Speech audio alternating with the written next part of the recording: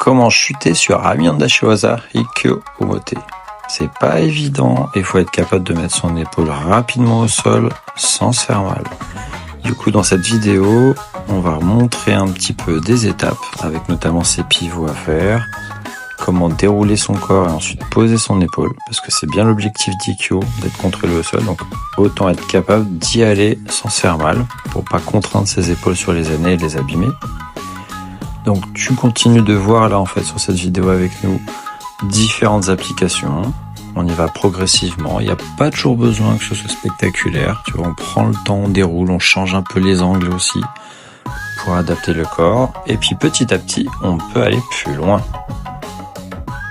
Pour arriver à ça, tu vas avoir besoin de faire la chute ponctée bien sûr, pour ensuite bien sûr à un moment l'appliquer. Tu vas avoir besoin de muscler un peu tes bras parce que ça va pas se faire tout de suite. Donc n'hésite pas à faire ça à chaque entraînement ou en début d'année si tu as déjà un peu de tonicité pour la réveiller.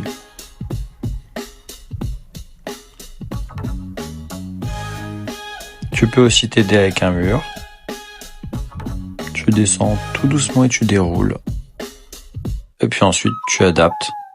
Ça te donne un support. Super. Je te montre les étapes et les hauteurs aussi pour l'appliquer tout seul, à genoux directement.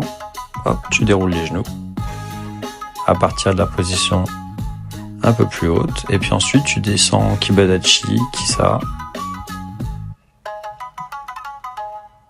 Et tu le fais directement debout ensuite.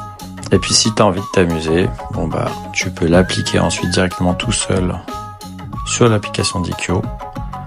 Tu pivotes, t'absorbes et hop, sur cette jambe-là ensuite, tu lances ton épaule au sol pour faire la chute ponctée sur un bras.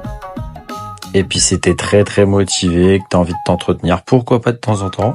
J'avoue que là, moi je commence à fatiguer un peu, mais tu les enchaînes dans des situations justement où tu t'y attends pas. Tu te relèves direct et hop, ça rechute et c'est reparti. Et ces mouvements, ils peuvent être très sympas. D'ailleurs, tu vois, les enfants, ils adorent le faire. Là, on est sur la section 6-9 ans. Ils sont très contents de montrer comment ça marche, même si c'est pas parfait. Et à chaque échauffement, ils en font un petit peu. Donc pourquoi pas toi? À bientôt pour d'autres vidéos. À Pantin, bien sûr.